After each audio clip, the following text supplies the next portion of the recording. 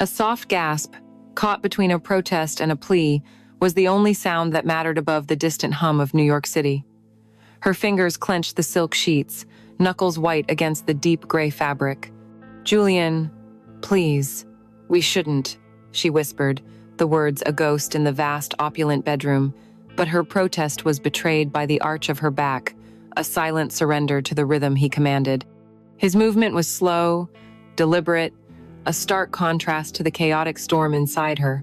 Her mind screamed resistance, but her body, a traitor to her heart, whispered a different truth with every shuddering breath. He leaned down, his lips brushing against her ear, and the last of her resolve dissolved into a low moan, a sound of pure, unadulterated pleasure. Oh God, right there. Just an hour before, the silence in the room had been a different kind of heavy, thick with unspoken agreements and the cold weight of a transaction.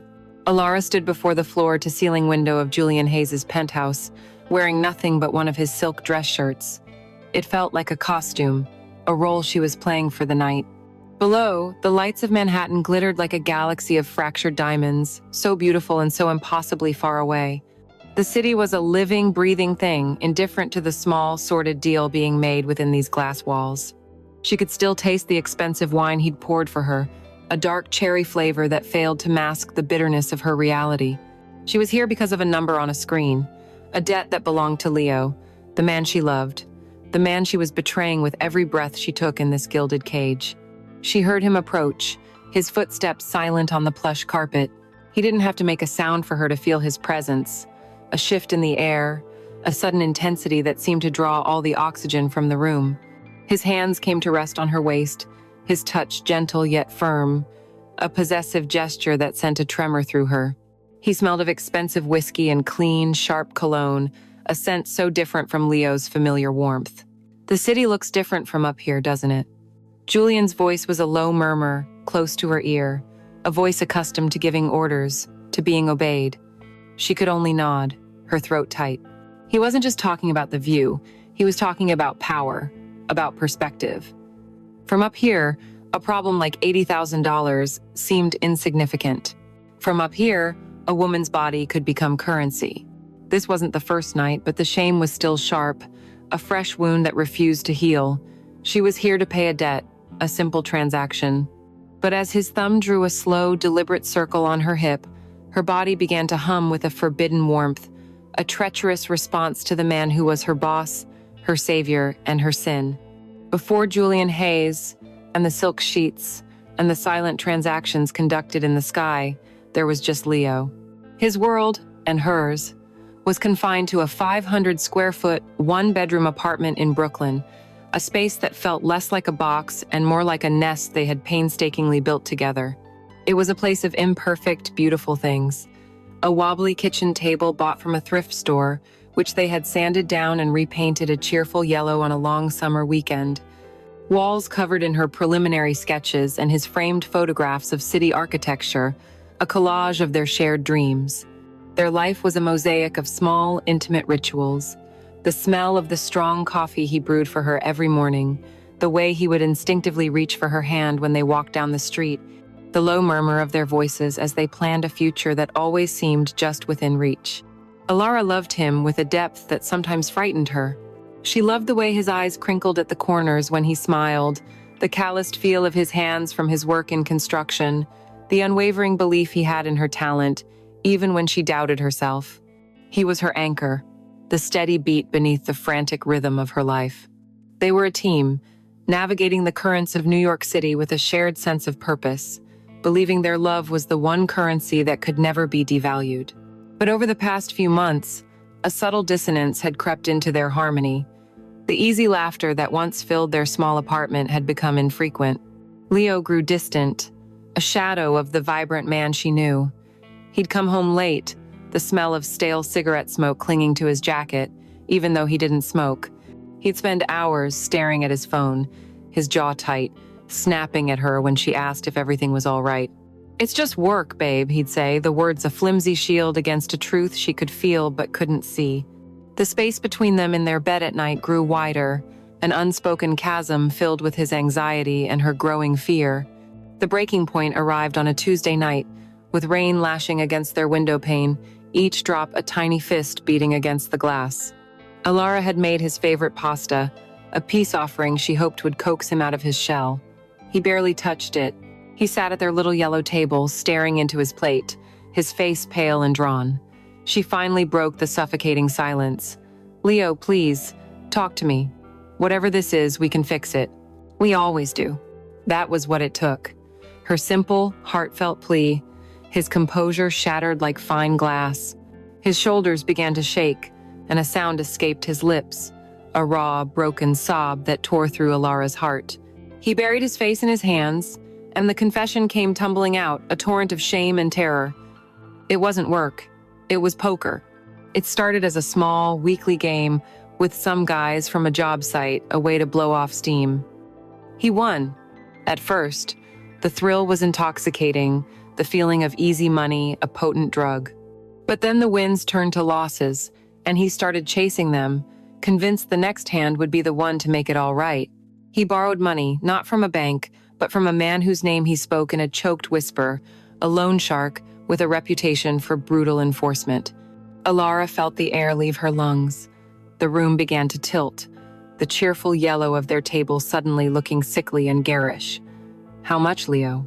she asked, her voice barely audible, already dreading the answer. He wouldn't look at her. He just kept staring at his hands on the table, as if they belonged to a stranger. 80,000, he whispered. $80,000. The number was an obscenity. It was more than their combined savings, more than she made in a year. It was an impossible, life-destroying figure. It hung in the air between them, a malevolent entity that had invaded their home. He told her everything then. The escalating interest rates, the threatening phone calls that came at all hours of the night. The two men, who had cornered him after work last week, their faces grim, pressing him against a brick wall and calmly explaining, in graphic detail, what would happen to his kneecaps, and then to her, if he didn't pay up. The fear in his eyes wasn't just about money anymore, it was a primal, physical terror. Alara felt a wave of nausea. This was real. The secure, loving world she had so carefully constructed was a fragile illusion, and it was now collapsing around her. Tears streamed down her face, hot tears of anger, of betrayal, of sheer, overwhelming panic. She wanted to scream at him, to rage at his stupidity, his weakness. But when she looked at him, truly looked at him, she didn't see a fool or a liar. She saw the man she loved, broken and terrified, drowning in a mess of his own making. And in that moment, something inside her shifted. The panic receded, replaced by a cold, terrifying clarity. The anger dissolved, leaving behind a fierce, primal instinct to protect. She got up from her chair, her movements stiff, and walked around the table. She knelt in front of him, taking his trembling hands in hers. He finally looked up, his eyes red-rimmed and pleading, like a lost child. "I'm so sorry, Alara," he choked out. "I've ruined everything." She wiped his tears away with her thumb, her own tears forgotten.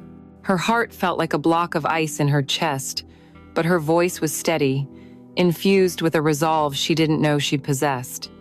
"No," she said, the word, an anchor in the storm. "No, you haven't. I'm going to fix this." He looked at her, a flicker of hope in his eyes, too broken to even ask how. He didn't need to. She didn't have an answer. She had no plan, no resources, nothing but the hollow certainty that she would do anything, absolutely anything, to pull him back from the edge. As she held him, surrounded by the remnants of their ruined dinner and the shattered pieces of their dreams, the thought of her boss, Julian Hayes, a man of immense wealth and power who sometimes looked at her with an unnerving intensity, flickered in the dark recesses of her mind. It was a desperate, fleeting thought, one she immediately pushed away. But it had been planted, a tiny, poisonous seed in the barren landscape of her desperation. The world of Hayes Marketing Group was a universe away from her cramped Brooklyn apartment. It was a place of polished concrete floors, glass walls, and a hushed, reverent silence, broken only by the quiet clicking of keyboards and the soft hum of the climate control system. Located on the 40th floor of a midtown skyscraper, the office offered panoramic views of the city, a constant, glittering reminder of the power and ambition housed within its walls. Here, everything was sleek, intentional, and expensive.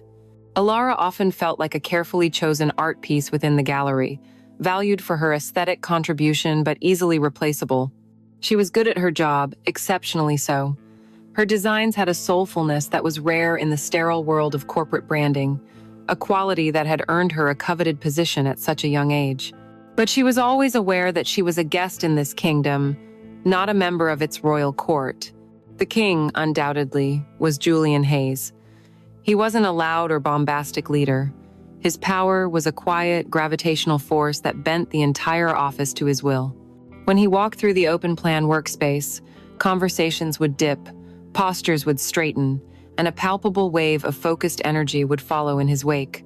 Alara would feel his approach before she saw it, a subtle shift in the room's atmosphere. He moved with a predator's grace, encased in bespoke suits of charcoal gray and deep navy that seemed to absorb the light around him. He was a man of sharp angles and controlled expressions, his dark hair lightly flecked with silver at the temples, a detail that didn't age him but rather enhanced his air of authority.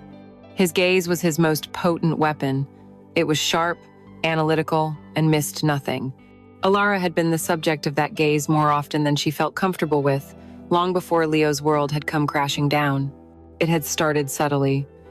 During large team meetings, while she was presenting a new campaign concept, she would feel his eyes on her.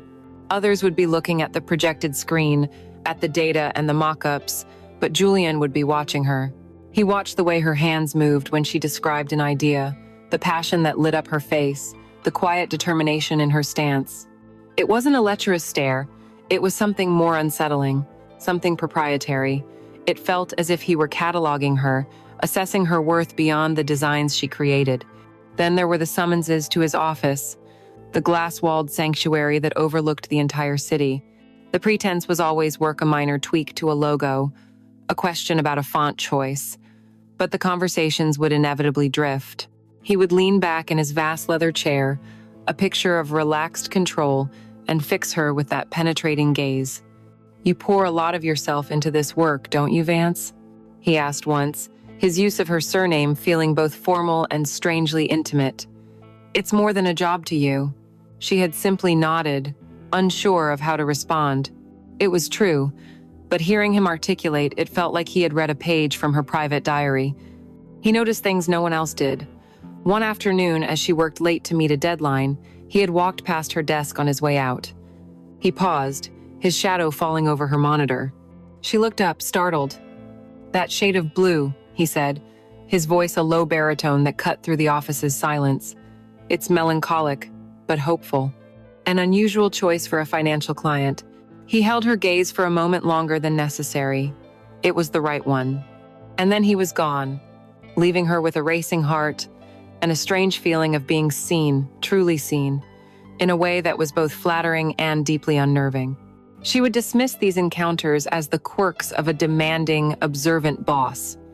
She'd even mention them to Leo, framing them as professional victories. "Mr. Hayes really sees the effort I'm putting in," she'd say, and Leo, distracted by his own growing demons, would reply with a simple, "That's my girl," knew he'd be an idiot not to. But now, in the days following Leo's devastating confession, these memories played back in her mind with a new, terrifying significance. Julian's quiet power was no longer just a feature of her work life. It was a potential solution, a terrifying, shimmering mirage in the desert of her desperation. The $80,000 figure was a monster that lived in her head, whispering to her while she tried to sleep, sitting on her chest the moment she woke up. It made the air in her apartment feel thin and suffocating.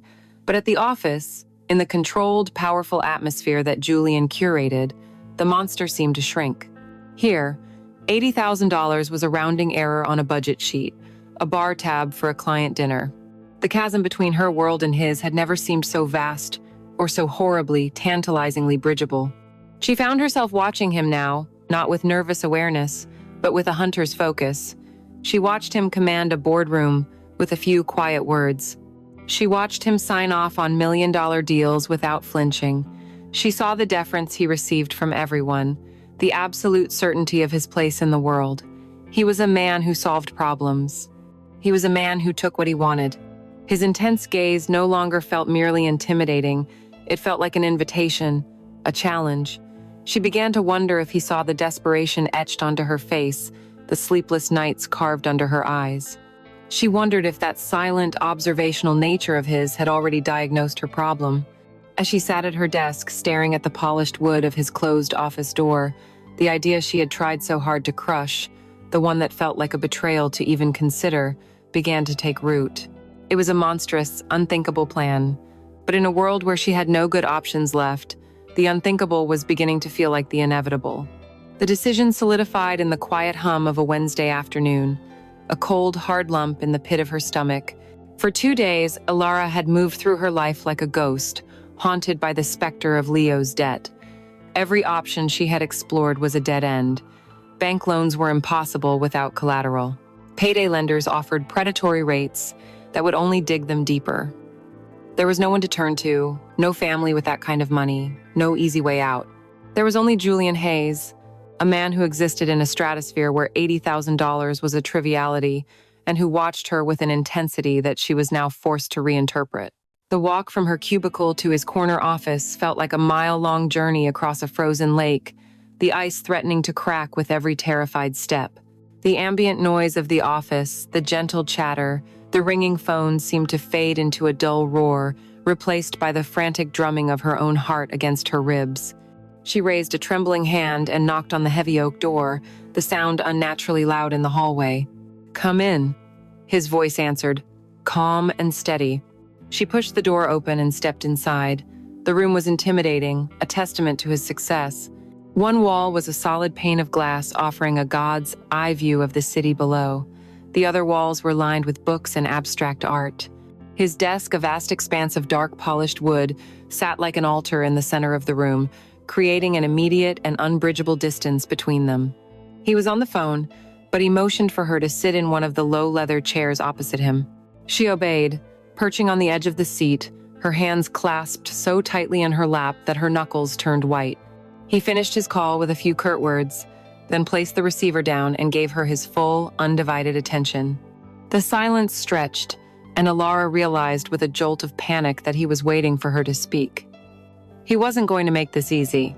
"Mr. Hayes," she began, her voice coming out as a reedy whisper. She cleared her throat and tried again. "Sir, I need to ask you for something." He simply watched her, his expression a mask of neutral inquiry. His stillness was more unnerving than any question would have been. "I'm in a difficult situation," she stammered, hating how weak and pathetic she sounded. A family emergency. And I was hoping the company could provide a loan. Or a significant advance on my salary. It's a large amount." He didn't blink. He let her words hang in the air for a long moment, his gaze analytical, as if he were examining a flawed piece of data. "How large?" he asked, his voice even. $80,000, she said, the number feeling like poison on her tongue. A flicker of something surprise, interest, crossed his face before it was gone. He leaned forward slightly, his elbows resting on the pristine surface of his desk. "Vance," he said, and the soft, deliberate way he spoke her name made her feel pinned in place. "You're a valuable asset to this company, but you know I can't authorize something like that. It is strictly against policy, the precedent it would set. It's simply not possible." The words were calm, reasonable, and utterly devastating. It was the final door slamming shut in her face. She felt a wave of lightheadedness, the last vestiges of her hope draining away, leaving her hollow and cold. Tears pricked at the back of her eyes, and she fought them back with a fierce, burning shame. "Of course," she managed to say, her voice thick. "I understand. I'm sorry to have bothered you." She stood up, her body feeling heavy and disconnected, and turned to leave, her defeat absolute. However, his voice cut through her haze, stopping her with her hand on the doorknob. "Sit down, Alara." The use of her first name was a shock, a sudden shift in the dynamics that made the fine hairs on her arms stand up. She turned back slowly and, as if in a trance, returned to the chair. He stood up and walked around the desk, his movements fluid and confident. He closed the distance between them, choosing to perch on the edge of his desk rather than return to his throne-like chair. The power dynamic had changed. It was no longer boss and employee. It was man and woman, predator and prey. A problem of that magnitude requires an unconventional solution, he said, his voice dropping to a more conspiratorial tone. The company cannot help you, but perhaps I can. Her head snapped up, her eyes meeting his. I could have the funds transferred to your account within the hour, he continued, letting the incredible promise of that statement settle over her. The debt would be gone. Your family emergency resolved. The relief that washed over her was so potent it almost made her dizzy, but it was immediately followed by a cold dread. She knew, with a sickening certainty, that this was not charity. What? What would you want in return? She whispered. He smiled, a slow, knowing smile that did not reach his eyes. You're a smart woman, Alara. You know nothing is free. My life, it has certain voids. I require companionship. Discretion. You have a problem that can be solved with money. I have a problem that cannot. I'm proposing a private transaction. He paused, his eyes roaming over her face, her neck, the curve of her shoulder. I would require your time, 2 nights a week. You would be with me for 3 months. At the end of that period, your debt to me would be considered paid in full. The air turned to ice in her lungs. The words were elegant, clinical, but their meaning was brutally clear. Prostitute. The words screamed in her mind. He was asking her to sell herself. A wave of disgust and humiliation washed over her, so strong she felt she might be sick.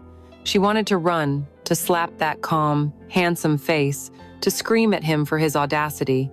But she couldn't move. Because beneath the horror, a tiny, treacherous voice of logic was speaking. It whispered the number, $80,000. It showed her Leo's terrified face. It reminded her of the thugs waiting in the shadows. Julian wasn't offering to ruin her life. He was offering to save it. He was offering her the only key to the only door out of her living nightmare. He saw the war playing out on her face. This would be an arrangement between us. No one else would ever know, he added softly, as if sensing her turmoil. It would not be unpleasant, I can assure you of that. Think of it as a contract, Alara, a solution. You have a need, I have a need. This arrangement serves us both. He stood up, the conversation apparently over from his perspective. There's no need for an answer now. Go back to your desk, think about it. He turned away, dismissing her, his attention already shifting to the papers on his desk. The offer, monstrous and seductive, hung in the silent, sunlit air between them. She didn't go back to her desk and think about it. There was nothing to think about. A choice implies there are options, but Alara had none. She sat in front of her monitor, the bright screen a meaningless blur, while the conversation replayed in her mind. His words, so calm and logical, had laid out a path through the fire that was consuming her life. The path required her to burn a piece of her soul as fuel, but it was a path nonetheless. At 5 o'clock, as the office began to empty, she opened her email, typed his private address from memory, and wrote a single word in the subject line, tonight. In the body, another single word, yes. She hit send before she could lose her nerve. Less than a minute later, a reply appeared. It contained no words of acknowledgement or reassurance. It was merely an address on the Upper East Side and a time, 8 p.m. It was cold, efficient, and final. The first payment had been negotiated. Riding in the back of a taxi, watching the familiar, gritty streets of Brooklyn bleed into the stately, monolithic avenues of Manhattan, Alara felt a profound sense of dislocation, as if she were watching a movie of someone else's life. The woman in the window's reflection, her face pale, and her eyes wide with a quiet, controlled terror, was a stranger. She wore a simple navy blue dress, the nicest thing she owned for work, but she knew it would look like a pauper's rags in the world she was about to enter. The doorman at the impossibly grand building regarded her with polite disinterest, his eyes sliding right past her as he announced her arrival. The elevator ascended in a disconcerting high-speed silence, the quiet hum counting down the seconds to her damnation. Julian opened the door himself. He was dressed in a simple gray cashmere sweater and dark trousers, looking relaxed and utterly at home.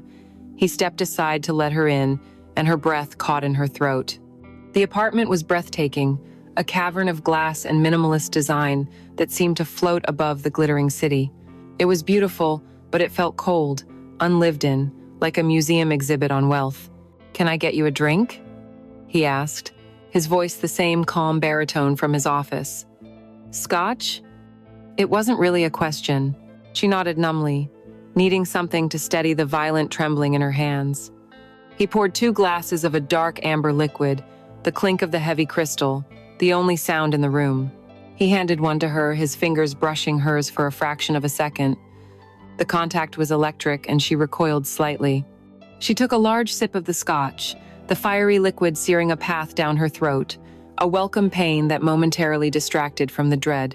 They stood in silence for a moment, the city lights their audience. "The guest bathroom is just down the hall," he said finally, his gaze unwavering. "Take a shower. Freshen up. I've left something for you to wear."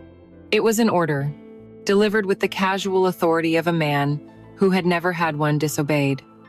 The bathroom was a study in white marble and chrome, larger than her and Leo's entire living room. On the marble vanity, laid out on a plush white towel, was a whisper of black silk and lace. It was exquisite, the kind of lingerie she had only ever seen in the pages of high-fashion magazines. It was also a uniform. It was the costume for the role he had bought. She turned on the shower, the water scalding hot, and scrubbed at her skin until it was red and raw, as if she could wash away the shame, wash away the memory of Leo's touch to make room for another's. Catching her own reflection in the steam-fogged mirror, she saw a ghost staring back, her eyes hollow pits of despair. For a terrifying moment, she thought she was going to be sick. She braced her hands on the cold marble, her breath coming in ragged gasps. Leo, she thought. The name, a prayer, an incantation. This is for Leo. The thought was the only thing that gave her the strength to turn off the water, dry herself, and slip the cold, alien silk over her skin. When she emerged, her damp hair clinging to her shoulders, she found him waiting in the softly lit bedroom. He was standing by the window, but he turned as she entered. His eyes swept over her, an appraising, possessive look that made her feel naked in a way that had nothing to do with the lack of clothing. "Stunning," he murmured. The word a clinical assessment, not a compliment. He led her to the bed, his hand a firm pressure on the small of her back, guiding her as if she were a chess piece being moved into position. He laid her down on the cool, high-thread couch sheets, and for a moment he just looked at her. Alara's mind was screaming. It was a chaotic symphony of self-loathing, of betrayal, of Leo's smiling face flashing behind her eyelids. She tried to dissociate, to float up to the ceiling and watch the scene unfold from a distance. "This isn't me," she told herself. "This is a transaction. This is a body paying a debt." His first touches were calculated, almost impersonal. He traced the line of her collarbone, his fingers light but firm. He wasn't rough or forceful. He was worse. He was patient. He explored her body like a cartographer mapping new territory, his hands learning the curve of her hip, the softness of her inner thigh, the hollow of her throat. Each touch was precise, deliberate, and it elicited a response she could not control. A shiver that had nothing to do with the cold, a sharp, involuntary intake of breath. He was an expert in the mechanics of desire, and her body, that stupid, treacherous vessel, was responding to his skillful manipulations even as her soul recoiled. He leaned down and whispered against her skin, "You're so responsive, Alara." The words were meant to be arousing, but to her they were an indictment, proof of her body's betrayal. She squeezed her eyes shut, fighting back tears of humiliation, but a small, choked gasp escaped her lips as his mouth found the sensitive skin of her neck. The physical climax, when it came, was a convulsive, jarring event, a testament to his expertise and her body's unwilling surrender. It was a paroxysm of pure sensation, utterly divorced from emotion or connection, leaving her feeling scoured out and empty. In the silence that followed, he moved away from her, creating a chasm of cool sheets between them. There were no comforting words, no gentle aftertouches. The silence was absolute, broken only by the distant wail of a siren far below. The transaction was complete. Lying in the dark of a stranger's bed, Alara Vance had never felt more alone in her entire life. She woke to the impersonal gray light of dawn filtering through slats in the blinds. The bed felt impossibly large, a vast, empty expanse of white. The space beside her was cold, the sheets undisturbed, as if he had never been there at all. For a disorienting moment, she didn't know where she was. Then the memory of the night crashed down upon her, the scent of his skin, the weight of his body, the clinical precision of his touch. A wave of nausea rolled through her. Julian was gone. There was no note, no sound from the rest of the penthouse, just a profound and unnerving silence. She was alone, a piece of used furniture left behind after a party. Her first instinct was to grab her phone from the bedside table, her fingers fumbling with a desperate urgency. She didn't care about the time, she cared about only one thing. She swiped the screen open, her banking app already selected, and there it was. A new transaction, posted at 6:01 a.m. credit transfer. The amount was listed in stark, digital green, plus $80,000. The sight of the number made her breath hitch, a strangled sob catching in her throat. It was real. The abstract horror of her deal had been converted into concrete, quantifiable data on a screen. A wave of relief, so powerful and profound it felt like a physical blow, slammed into her, momentarily buckling her. It was over. The threats, the fear, the crushing weight of Leo's mistake, it could all be wiped away. But the relief was immediately tainted, curdled by the bitter knowledge of its cost. The number on the screen was not a gift, it was a receipt. It was the price tag for the piece of herself she had left in this cold, silent room. A single tear escaped and traced a hot path down her temple, soaking into the ridiculously expensive pillow. She had to get out. Scrambling from the bed, she felt a dull ache between her legs, a physical reminder of her transaction. Her dress from the night before was neatly folded on a valet chair in the corner. The sight of it, so ordinary and out of place in this room, sent another pang of shame through her. Had he folded it? The thought of him touching her clothes, of this small, almost domestic gesture, was somehow more violating than the sex itself.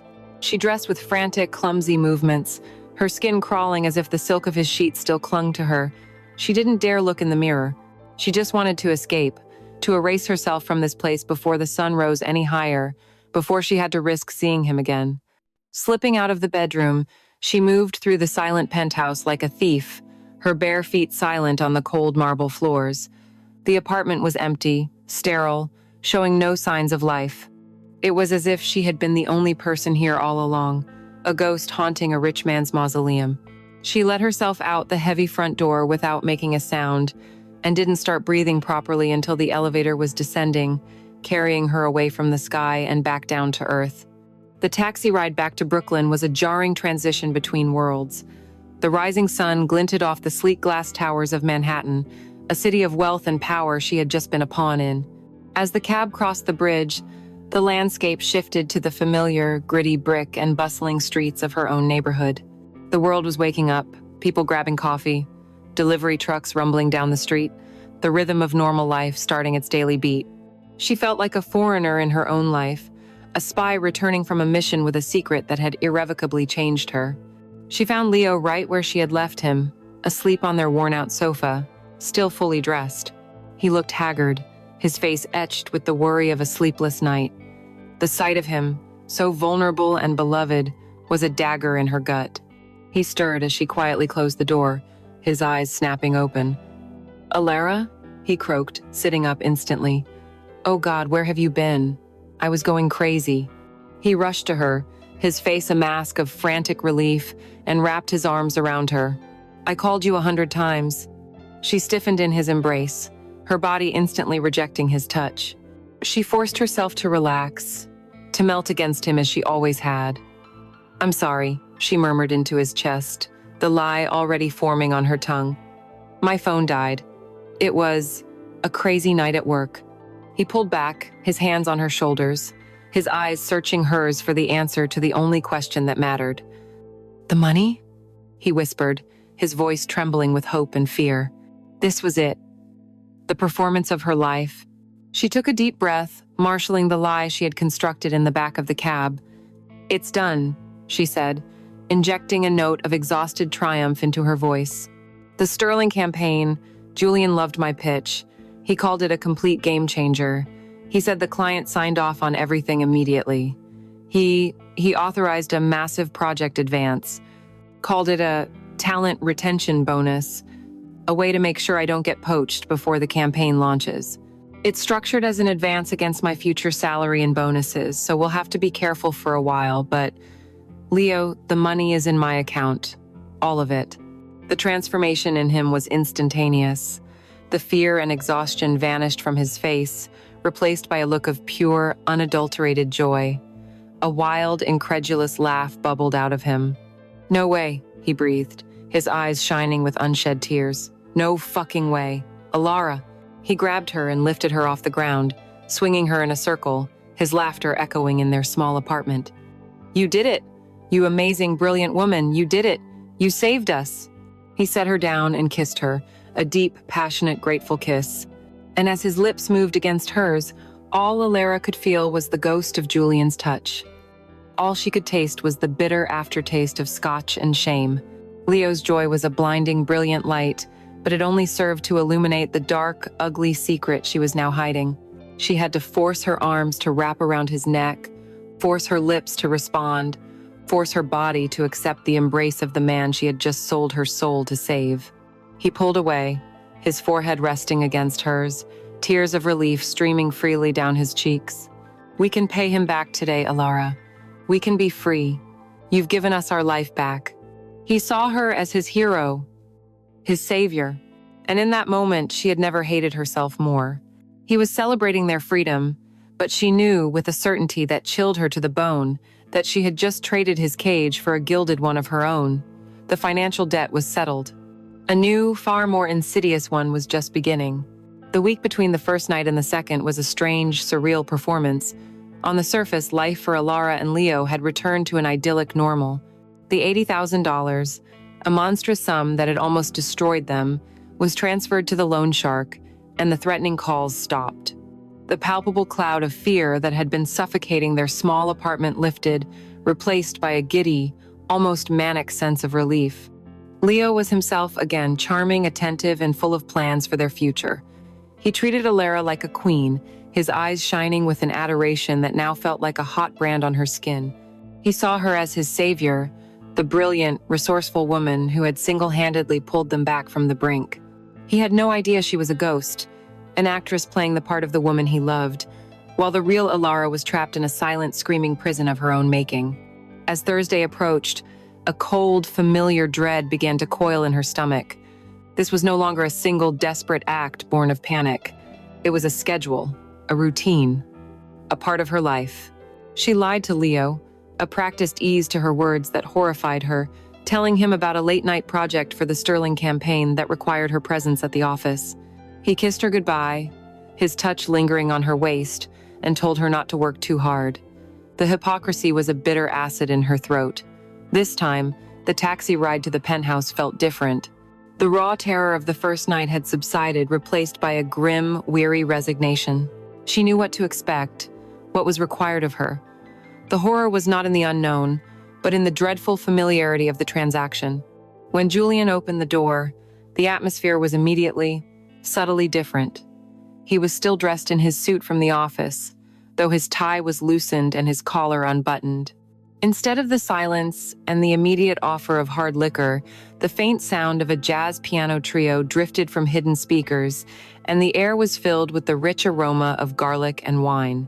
"I thought we could have dinner," he said, his tone casual, as if this were the most normal thing in the world. On the kitchen island, 2 plates of what looked like a gourmet pasta dish were waiting. The gesture was so disarming, so contrary to the cold, clinical nature of their agreement, that Alara was momentarily speechless. This wasn't in the contract. Dinner and music felt civilized. They felt dangerous. The conversation he initiated was even more so. He didn't speak of work or of their arrangement. He asked about her. He asked about the sketchbook she always carried in her bag, the one Leo always teased her about. "What do you draw when you're not designing corporate logos?" he asked, his eyes genuinely curious. Hesitantly at first, then, with a growing sense of surprise, she told him. She spoke of her love for capturing the faces of strangers on the subway, the fleeting expressions of anonymous lives. She told him about her dream, long since buried under the weight of rent and responsibility, of having her own gallery show one day. He listened. He didn't just hear the words. He listened with an unnerving intensity, asking follow-up questions, his gaze never leaving her face. He made her feel interesting. He made her feel seen in a way that had nothing to do with her body, and that was a far more potent and terrifying seduction than any physical touch. Later, in the bedroom, the shift in intimacy was undeniable. The first time had been a sterile procedure. This was something else. He undressed her slowly, his movements no longer just efficient, but appreciative. His eyes lingered on the curve of her hip as he slid her dress down, his thumb tracing the lace edge of the bra he had bought for her. "You are exquisitely made, Alara," he murmured, his voice a low vibration against her skin. When his hands cupped her breasts, the touch was not just exploratory, it was possessive, reverent. Her mind still tried to erect its walls, to whisper Leo's name like a talisman against the encroaching sin, but the walls were crumbling. Her body, now familiar with his touch, responded with an immediacy that shamed her. When he laid her back on the sheets, his mouth explored hers with a deep, hungry passion that was absent the first night. And to her horror, she found herself kissing him back. Her resistance was a token, a half-hearted whisper that was lost as soon as his hands slid down her flat stomach. "Julian," she breathed, the name an involuntary sigh, a sound caught somewhere between a protest and a plea. His name on her lips in this context felt like the final seal on her betrayal. He took it as encouragement. His touch became bolder, more knowing, targeting the places he had discovered the week before, eliciting responses she couldn't suppress. A soft cry escaped her as he brought her to an unexpected shattering peak, her fingers digging into the hard muscle of his shoulders. "That's it," he whispered against her ear, his own breathing ragged. "So responsive. You feel incredible." Lying tangled in the sheets with him afterward, her body thrumming with a forbidden pleasure, the silence was different. It wasn't the awkward, empty silence of a completed transaction. It was the heavy, contemplative silence of a shared, complicated moment. He didn't move away immediately. He stayed beside her, his arm draped over her waist, his fingers idly tracing patterns on her skin. The simple, non-sexual touch was almost more intimate than the act itself, and it terrified her. The lines of their arrangement, so clear, so stark in his office, were bleeding into one another, creating a messy, indecipherable watercolor of duty, guilt, and a nascent, horrifying pleasure. When she left in the pale morning light, the self-hatred was still there, but it was no longer a clean, sharp blade. It was a murky, confusing poison, swirling with a strange and shameful anticipation for the next time the lines would blur even further. The weeks that followed settled into a bizarre, bifurcated rhythm, cleaving Alara's life into two distinct, irreconcilable halves. There was the life she performed from Friday to Monday, and then there was the life she endured on Tuesdays and Thursdays. She became an actress of breathtaking skill, a commuter between two realities, each with its own wardrobe, its own vocabulary, its own version of who she was supposed to be. Her days were a tightrope walk over a chasm of lies, and she was becoming exquisitely adept at maintaining her balance. Her nights with Julian evolved into something far more complex than the initial stark transaction. The arrangement expanded beyond the confines of the bedroom. Dinner became a standard ritual, often at his penthouse, but sometimes at discreet, obscenely expensive restaurants where she felt like an imposter in a stolen life. He would talk to her about his day, the intricate, high-stakes chess game of his business, and he spoke to her not as a paid companion, but as a confidant, an intellectual peer. He valued her opinion on branding, on aesthetics, even on human nature. These conversations were intoxicating. They were a stimulating, challenging counterpoint to her increasingly simplistic, surface-level interactions with an oblivious Leo. And then there were the gifts. They were never crude offerings of cash. Julian's gifts were strategic, thoughtful, and impossibly dangerous. One night, he presented her with a small, heavy box. Inside was a first-edition collection of Egon Schiella's sketches. A book she had once mentioned was a formative inspiration for her. Her gasp of genuine delight was involuntary, a pure, uncalculated reaction. She reverently touched the thick, aged paper, her artist's soul singing. And then, A moment later, the cold, sickening dread washed over her. How could she ever explain a gift like this? Another night, it was a bottle of rare vintage perfume, a complex scent of amber and night-blooming jasmine that he said reminded him of her. "I like it when you wear this," he'd said, dabbing a drop onto her wrist, the gesture both tender and proprietary. These artifacts of her secret life formed a hidden, toxic treasure hoard in her Brooklyn apartment. The Shiloh book was slipped between her mattress and the box spring, a secret that lay beneath her and Leo as they slept. The expensive dress he'd bought her for a dinner out was pushed to the very back of her closet, hidden behind a bulky winter coat she never wore. She had to decant the precious perfume, drop by drop, into an old, nondescript atomizer bottle, hiding the original elegant flaken in a shoebox filled with old art supplies. Each hidden object was a landmine, a tangible piece of her betrayal waiting to be discovered. The act of hiding them was a constant physical manifestation of her deceit, making her feel like a criminal in her own home. In contrast, her life with Leo became a landscape of avoidance and exhaustion. The lie was a third person in their relationship, a constant, silent presence that consumed all the oxygen in the room. His touch, which had once been her greatest comfort, now felt like an accusation. When he reached for her in the night, his body warm and familiar, she would feign sleep or murmur an excuse about being exhausted from work. The irony was a bitter pill. The work that was supposedly saving them was the very thing keeping her from him.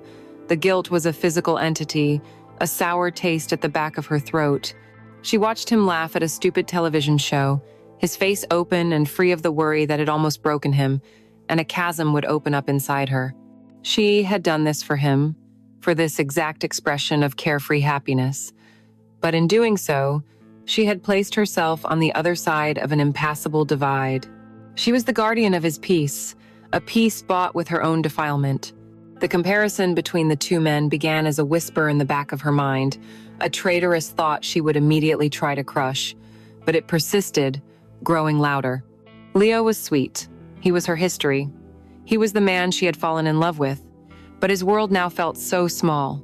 His concerns about his construction job, about which movie to watch, seemed trivial compared to the global, high-stakes conversations she was having with Julian. Julian was composed, challenging, sophisticated. He saw the parts of her mind that Leo had never bothered to explore. He saw her ambition and her intellect, not just his loving girlfriend.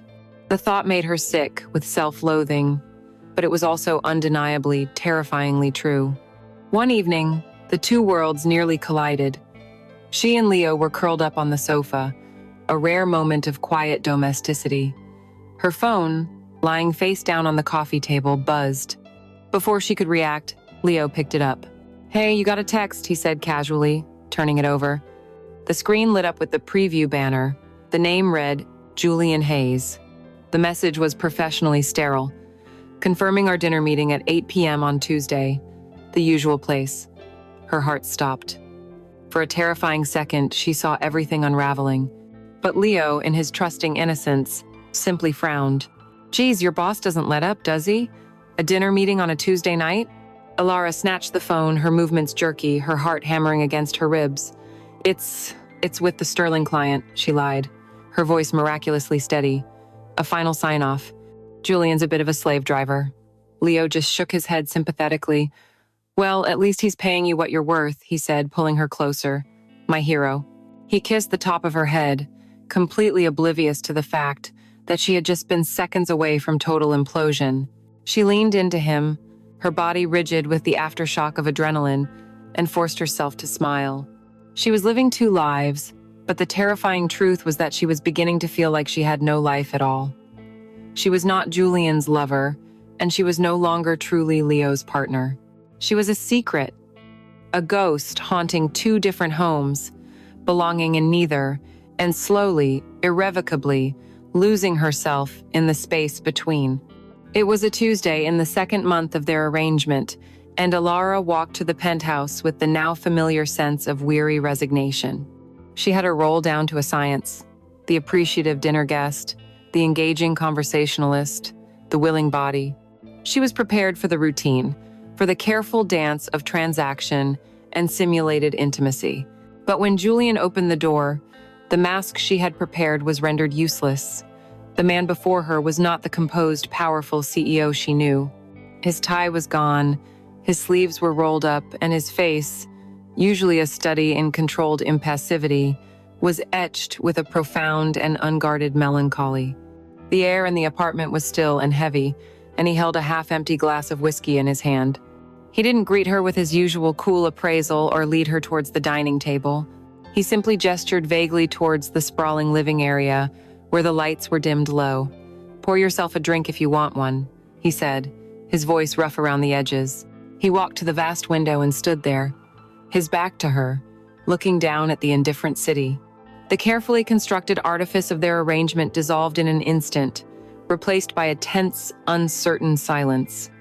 Alara stood awkwardly in the foyer, her role undefined, her script forgotten. The paid companion in her knew to stay quiet, to be an unobtrusive piece of furniture until her services were required. But the woman in her, the empathetic soul she tried so hard to suppress during these nights, saw a man who was clearly in pain. After a long moment, she found her voice. "Julian, is everything okay?" He was silent for so long she thought he hadn't heard her. Then, he spoke to the glass, his voice low and hollow. Was my wife's birthday." The words struck Alara with the force of a physical blow. Of all the things she had imagined, this was not one of them. She had always thought of him as a monolith of power and success. The idea of him having a history, a past filled with love and loss, was a complication she was not prepared for. He turned from the window then, and in the dim light she saw the raw grief in his eyes. It was a vulnerability so stark, so contrary to his public persona, that it felt like a violation to witness. "Her name was Amelia," he said, as if needing to give the ghost a name. "We met in college. She was the architect of my life. I just provided the funding." A sad, bitter smile touched his lips. He began to talk, and Alara became his unwilling, then unwitting confessor. He spoke of Amelia's laughter, of her passion for art, of her fierce intelligence that challenged and completed him. He painted a portrait of a life so filled with love and partnership that his current existence seemed like a pale, hollow echo in comparison. He gestured around the magnificent apartment, his hands sweeping across the priceless art, the designer furniture. "This was all her," he said, his voice thick with unshed tears. "She had the vision. I just signed the checks. After she died of cancer 5 years ago, I didn't change a thing. I live in a museum dedicated to a life that's over. A beautiful, empty box." He confessed the crushing loneliness of being at the top, the sycophants and employees who surrounded him, none of whom knew the man behind the title. "They're all terrified of me," he said with a humorless laugh. "They walk on eggshells. No one just talks to me." As she listened, something inside Alara shifted. She forgot who she was in this room, forgot the sordid contract that had brought her here. The lines of buyer and seller, of boss and subordinate, dissolved, and all she saw was a grieving man, drowning in his own success. Her own empathy, a quality she had to ruthlessly suppress to survive these nights, rose to the surface. She found herself moving closer, sitting on the arm of the sofa near where he stood. She didn't offer the empty platitudes people usually offered in the face of grief. Instead, she just listened, her presence a quiet anchor in his storm of memory. When he finally fell silent, the air thick with his unspoken pain, she spoke softly. "It sounds like the best parts of you were built together, with her, so she's not just in the apartment. She's in you too. That's not a museum. It's a legacy." Her words, simple and direct, seemed to cut through his haze. He looked at her then, truly looked at her, and his eyes were clear of lust, of appraisal, of possession. For the first time, she saw in them a raw, unshielded gratitude. He reached out, his movement slow, and gently touched her cheek, his thumb brushing away a tear she hadn't even realized she'd shed for him, for his story. The touch was not a prelude to sex. It was tender. It was human. "Thank you, Alara," he whispered, his voice hoarse. "Thank you." They didn't go to the bedroom that night. They didn't even touch again. They sat in the dim light of his living room, a respectful distance between them, and listened to the jazz music playing softly in the background. For the first time, the silence between them was not awkward or transactional, but comfortable, filled with a shared, fragile humanity. When it was late, she stood to leave, and he walked her to the door. There was no pretense, no awkwardness. It felt like the end of an evening spent with a friend. But in the taxi on the way home, Alara's carefully constructed world came crashing down. The sex had been a betrayal of her body, something she could compartmentalize as a distasteful but necessary job to save Leo. It was a physical act, cordoned off from her soul. But tonight was a betrayal of the heart. She had given Julian something far more intimate than her body. She had given him her empathy, her comfort, a piece of her very soul. And the most terrifying part was that it had felt natural, a genuine human connection that had nothing to do with the $80,000. She had felt a deep, aching sympathy for the man who owned her nights. The clean, ugly lines of their contract had been washed away, replaced by a messy, tangled web of genuine emotion. She had committed emotional adultery, and this new guilt was a far heavier and more complicated burden than the simple shame of selling her skin. The fragile piece bought with Julian's money was a temporary illusion, a beautiful veneer over a structure that was rotting from the inside. In the first few weeks after the debt was cleared, Leo's relief had been a blinding sun, too bright for him to see the new shadows creeping into their life. But the euphoria faded, as it always does, and in the quiet aftermath, he began to notice things. He was not a fool. He was a man who had been pulled from a fire, and once the smoke cleared, he started to smell the accelerant. He noticed the way Alara flinched almost imperceptibly when he touched her, the way her eyes held a permanent, haunted exhaustion that had nothing to do with work deadlines. Her excuses for avoiding intimacy became more frequent, more elaborate. The late nights at the office, once a source of pride for him, now felt like a wall being built between them, brick by brick. His questions started casually, seeds of doubt planted in idle conversation. "What's this Sterling campaign actually about?" he'd ask while she listlessly pushed food around her plate. "This guy, Hayes, what's he like?" She would answer with a vague, practiced smoothness that was somehow less convincing than a stuttered lie. She gave him just enough detail to sound plausible, but never enough to paint a real picture. Her life at the office, the place where she spent most of her waking hours, had become a redacted document. Leo felt like he was dating a ghost, the shell of the woman he loved, her real substance spirited away to a place he wasn't allowed to see. The first tangible crack in her facade appeared on a chilly Saturday in late autumn. He was looking for a heavier blanket in their closet, rummaging in the back behind their winter coats. His hand brushed against the slick, smooth texture of a garment bag he didn't recognize. Curiosity piqued, he pulled it out. The bag itself felt expensive. Unzipping it, he revealed a dress of deep emerald silk, cut with an elegant simplicity that screamed money. He knew nothing about fashion, but he knew this dress was worth more than a month's rent. He held it up. It was her size. He was still standing there, the silk cool and alien in his hands, when Alara walked into the bedroom. The color drained from her face. The panic in her eyes was instant and absolute. "What are you doing?" she asked, her voice sharp. "Oh, that," she said, attempting a casual laugh that came out as a strangled gasp.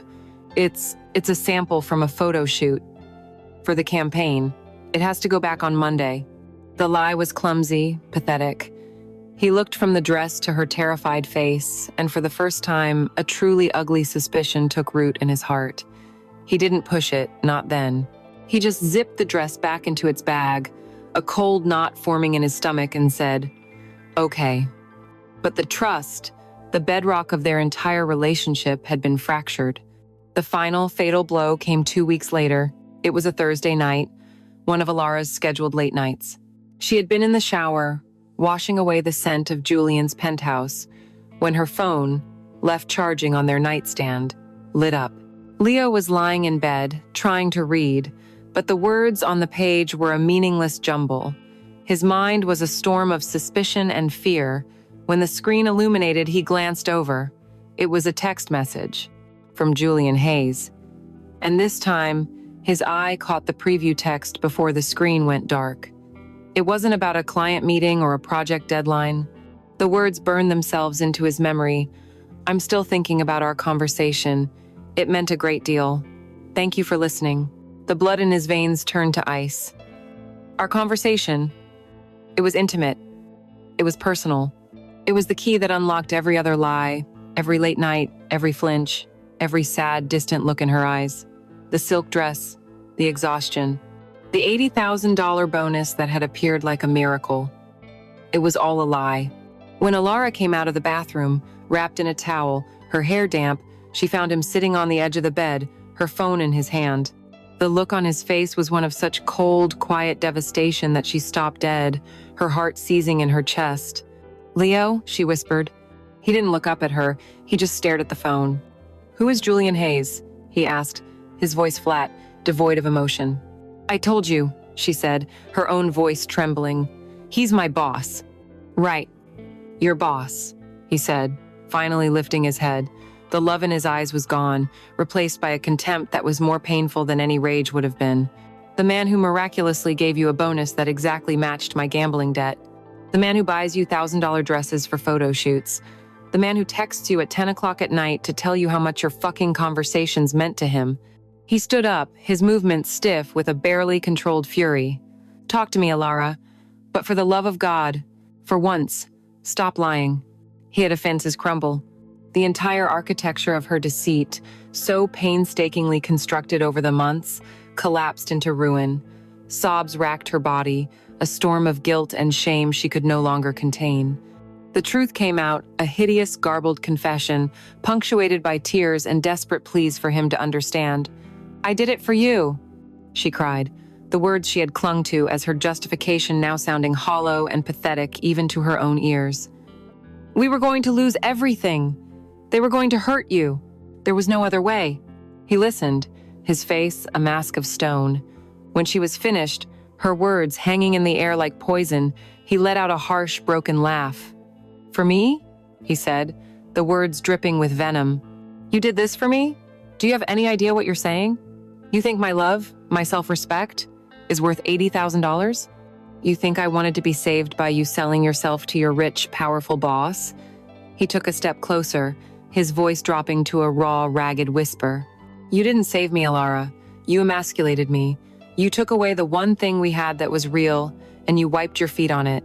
You made our love, our home, our entire life, a lie."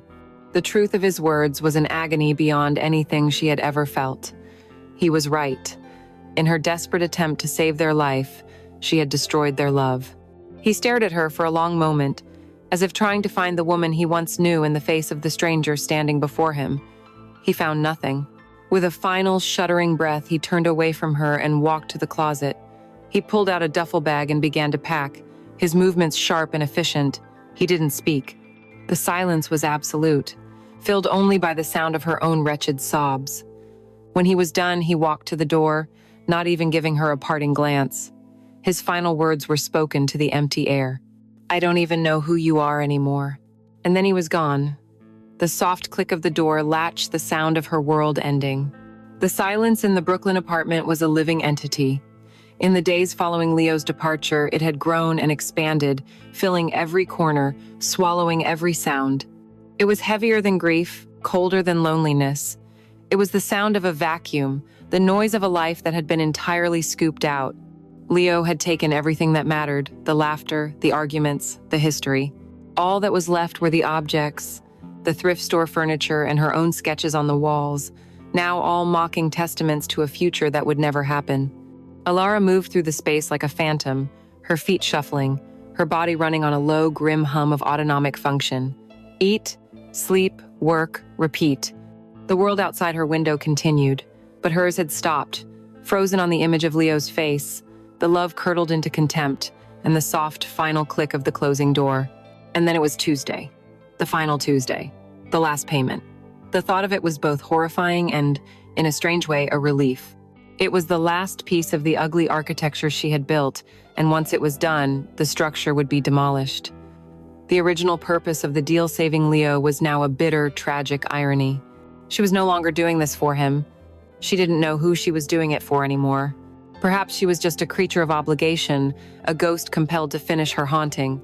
Or perhaps, in the vast, empty landscape of her new life, Julian's penthouse was the only place she was expected, the only place she was supposed to be. The thought was so pathetic it almost made her laugh, but the sound died in her throat. She didn't try to dress up. She put on a simple pair of jeans and a gray sweater, her movements slow and robotic. She didn't wear the perfume he liked. She didn't put on any makeup to hide the dark circles under her eyes. The performance was over. All she had left was the raw, unvarnished truth of her own wreckage. When Julian opened the door to his penthouse, his usual calm, appraising expression faltered. For the first time, she saw a flicker of genuine shock in his eyes. He took in her appearance, her pale, tear-stained face, her empty eyes, the utter absence of the vibrant, defiant woman he had been so intrigued by. "Alara?" he said, his voice laced with a concern that sounded unnervingly real. "What happened?" She walked past him into the apartment, the place that had been the stage for her downfall. She didn't have the energy to lie, no strength left to maintain the facade. She turned to face him, the vast expanse of glittering city lights behind her feeling like a galaxy of indifferent stars. "He knows," she said, her voice a flat, dead thing. "Leo. He found out about us. He's gone."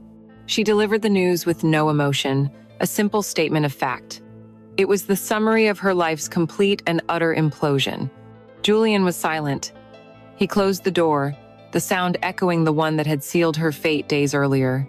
He watched her, his sharp, analytical mind clearly processing this new variable, recalculating the terms of their engagement. She expected coldness, perhaps annoyance that her personal drama was intruding on their business. Instead, he walked to the bar, poured 2 glasses of whiskey, and handed one to her. "I'm sorry," he said, and the most terrible thing was that she believed he meant it. She saw a flicker of something in his eyes, pity, maybe even a sliver of guilt.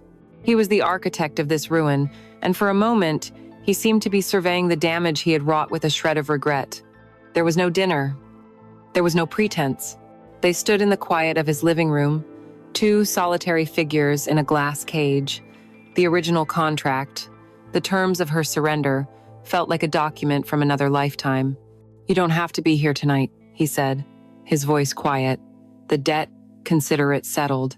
His offer of mercy was, in its own way, the cruelest blow of all. It was an acknowledgement that the transaction was flawed, that the price had become too high. But she shook her head. A grim, hollow sense of duty propelled her. "A deal is a deal," she whispered, the words tasting like ash. 3 months. Tonight is the final payment. She needed this to be over, not to be forgiven or dismissed. She needed to see it through to its bitter, contractual end. What happened in the bedroom that night was not sex. It was an exorcism. It was a funeral. There was no passion, no seduction, no blurring of lines. There were only 2 broken people in a dark room. She didn't resist when he led her to the bed. She didn't dissociate. For the first time, she was completely present, and the reality of it was an agony. He was gentle, his touch hesitant, as if he were handling a piece of shattered glass. It was slow, and it was profoundly, unbearably sad. It was an act of shared solitude, a desperate, silent communion between the destroyer and the destroyed. At one point, a sob broke from her lips, a raw sound of absolute loss, and he simply held her, his movements ceasing, waiting for the wave of grief to pass. It was a strange and terrible kind of tenderness. It was the most intimate they had ever been. In the morning, the light felt different. It was the first day of her freedom, and she felt more imprisoned than ever. She dressed in silence, the finality of the moment hanging heavy in the air. Julian was already awake, dressed in a suit, the powerful CEO once more, the brief flicker of vulnerability from the night before extinguished. He stood by the door as she prepared to leave. "The agreement is fulfilled, Alara," he said, his voice back to its usual businesslike tone. It was over. The debt was paid. Her servitude was complete. She nodded, unable to speak, her hand on the doorknob. "This doesn't have to be the end," he said, his voice stopping her. She turned. "Your old life is gone," he stated, not with cruelty, but with irrefutable logic. "You don't have to stay in that empty apartment. There is a place for you here, in this world. With me." It was the offer she had subconsciously been dreading and perhaps, in a dark corner of her soul, expecting. He wasn't just her former client. He was the only person on earth who knew the full truth of what she had done and who she had become. The offer was a lifeline, and it was a cage. A way to escape the ghost of Leo, and a way to become a permanent ghost in Julian's world. She looked at him, the man who had bought her, broken her, and was now offering to put her back together in his own image. She gave no answer. She couldn't. She didn't know who she was anymore, let alone what she wanted. Without another word, she opened the door and walked out, leaving his offer hanging in the expensive, silent air. She stepped into the elevator, descended from the sky, and walked out onto the streets of New York, a free woman who had paid for her liberty with everything she had ever loved. Freedom, when it finally came, was not a release. It was an amputation. In the months that followed the final, somber night at the penthouse, Alara discovered that the chains of her arrangement with Julian had been, in a strange way, the only things holding her together. Now, without them, she was simply adrift in the wreckage of her own life. The money sat in her bank account, a sterile and meaningless number. She had used a portion of it to put down a deposit on a small, anonymous apartment in a different part of the city, a place with no memories and no ghosts. The rest of it she never touched. It felt like blood money, a constant, silent accusation. She continued to work at Hayes Marketing Group, a decision born not of desire but of a paralyzing inertia. Her existence there became a masterclass in professional detachment. She was a ghost at her own desk, producing brilliant, soulless work. She and Julian orbited each other in the sterile office environment, their interactions a masterpiece of unspoken history. They spoke only in meetings, their language strictly confined to the vocabulary of campaigns and client feedback. Yet, every time she was in the same room as him, she could feel his eyes on her. It was the same observant, analytical gaze he'd had from the beginning, but now it was layered with a new, unreadable complexity.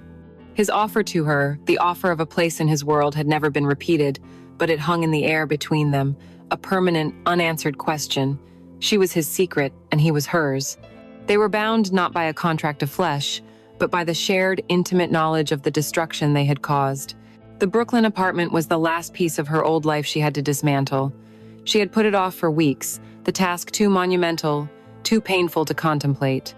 But the lease was ending, and she could no longer avoid the final goodbye.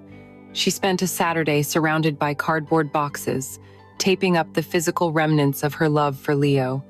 Each object was a landmine of memory, a ridiculous souvenir mug they had bought on a weekend trip, a framed photograph of them, laughing, taken before the darkness had crept in.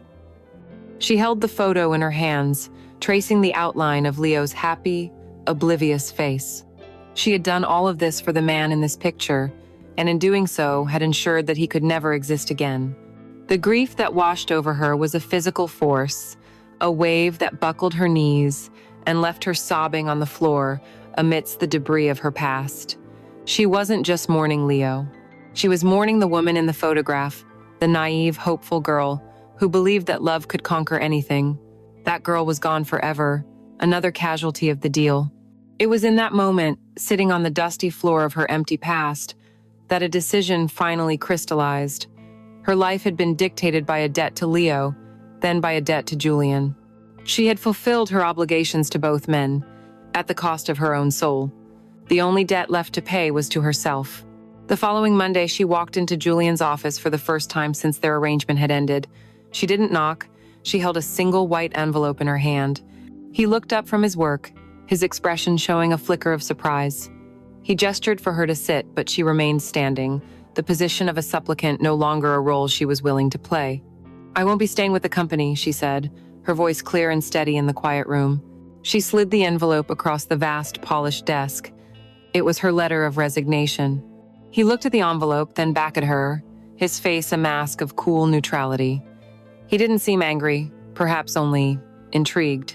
He leaned back in his chair, that familiar, assessing gaze returning. "I see," he said. "And where will you go?"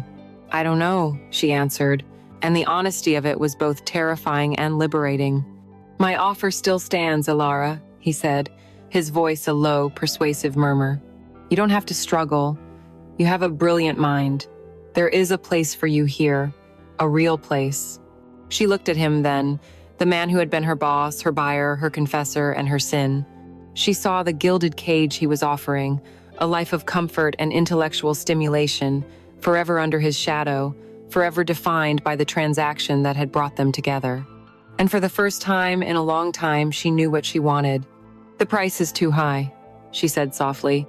It was an answer to his current offer, and it was a final verdict on the deal she had already made.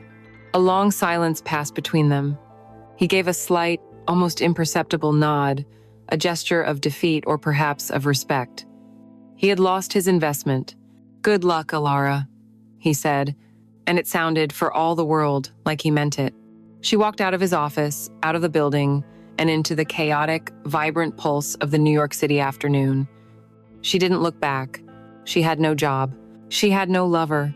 The apartment she would sleep in tonight was a place of transit, not a home. She was utterly, terrifyingly alone. The money in her account was her severance pay from a job that had cost her everything. But as she joined the anonymous stream of people on the sidewalk, a strange, unfamiliar feeling began to surface through the layers of grief and shame. It was a fragile, tentative thing, but it was there. It was agency. For the first time since Leo had confessed his debt, she was not moving toward an obligation or running from a fear. She was just walking. The debt was paid, the contract fulfilled.